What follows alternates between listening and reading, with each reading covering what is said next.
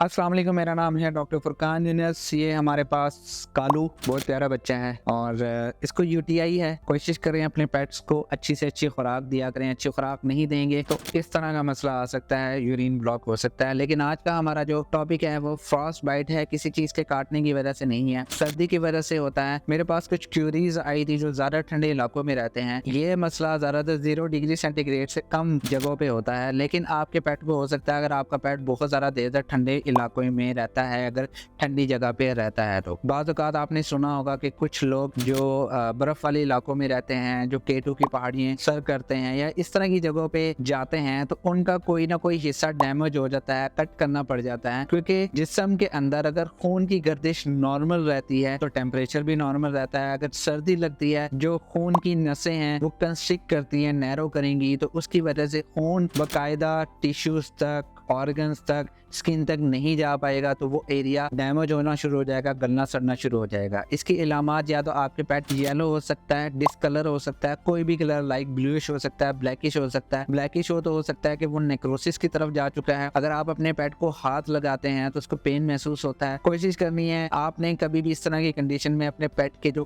कान हैं, पॉज हैं या टेल वगैरह है वहाँ पे रब नहीं करना है, क्योंकि ये मसला ज्यादातर इन्हीं हिस्सों में आता है। क्योंकि कुछ लोग समझते हैं कि अगर हाथ लगाएंगे सर्कुलेशन बढ़ेगी। अगर इस तरह करते हैं, अगर वो एरिया डैमेज हुआ हुआ तो उसको बहुत ज्यादा पेन महसूस होगा। खास तौर पे ये उन पेट्स में ज्यादा होता है जिनको हार्ट डिजीज या डायबिटीज का इशू है, तो अपने पेट को एहतियात करें। अगर आपके पेट के कोई भी हिस्सा जहाँ पे ब्लड सर्कुलेशन कम होती है, खास तौर पे कान वाले हिस्से में, तो वहाँ पे ये मसला थोड़ा सा टाइम ले सकता है। हो सकता है हफ्ता ले जाए, 2 हफ्ता ले जाए, लेकिन मसला बन सकता है। इसके अलावा इसका डायग्नोसिस ब्लड सीटी करवाते हैं, पूरी ब्लड प्रोफाइल यूरिनलाइसिस करवाते हैं, लेकिन इसका जो डायग्नोसिस है वो ज्यादातर हिस्ट्री से होता है और जगह का पूरी बॉडी का एग्जामिन करने के बाद होता है, टेम्परेचर मालूम करने के बाद होता है। इसका जो ट्रीटमेंट है वो बहुत ज्यादा ट्रिकी है। कोई बहुत ज्यादा वो नहीं होता मेडिकेशन इस्तेमाल करनी है, मैनेजमेंट ही है ज्यादा। आप घर पे भी कर सकते हैं। फर्स्ट ऑफ ऑल आपने सबसे पहले अपने पेट को रैपिंग करना है। कोई भी मतलब गर्म चीज ले लें, टॉवल ले लें, कंबल ले लें, कुछ भी ले लें। डायरेक्ट हीट नहीं देनी। डायरेक्ट हीट देंगे एकदम आपका पेट गर्म होगा। जो एरिया गलना शड़ना शुरू हुआ हुआ है, खराब हुआ हुआ है, तो वहां पे उसको ज्यादा असर पड़ेगा। हॉट वाटर बोतल लेनी है। कोई भी आप इवन के प्लास्टिक बैग्स भी कुछ लोग इस्तेमाल करते हैं जो मोटे वाले होते हैं। हॉट वाटर बोतल तकरीबन 40 से 42 डिग्री तक आप उसका टेम्परेचर। इसके अलावा अगर आपका एरिया पहले से ही ठंडा है, आपने अपने पेट को ठंडी जगह पे रखा हुआ है, अगर आप उसको अंदर लेके आए, गर्म किया, दोबारा छोड़ दिया, तो उसको ज्यादा मसला बनेगा। उसका ब्लड सर्कुलेशन मजीद डिस्टर्ब होगा, वो ज्यादा सीवियर कंडीशन में जाएगा। कोशिश करें उसको अंदर ही रखें, उसको मेंटेन करें। इसके अलावा इसके साथ आपने कोई non steroidal anti inflammatory drug नहीं देनी। एज ए पेन रिलीवर इस्तेमाल किए जाते हैं, लेकिन किसी और टाइप के। इसके अलावा पेन मेडिकेशन करनी है। इसके अलावा इन्फ्लुएंजा मेडिकेशन भी आप कर सकते हैं, लेकिन ये चीजें हैं वो आपका वेट ही डायग्नोज करके उसको परफॉर्म कर सकता है। प्रोग्नोसिस, सर्वाइवल चांसेस कुछ केसेस में बहुत ही अच्छे होते हैं। अगर आपके पेट का जो टेम्परेचर है वो 94 से नीचे हो गया, तो उस टाइम उसको मेंटेन करना, सर्वाइव करवाना बहुत ज्यादा मुश्किल होता है। कोशिश करें अपने पेट को ठंडी जगह पे ना रखें, मेंटेन करें। और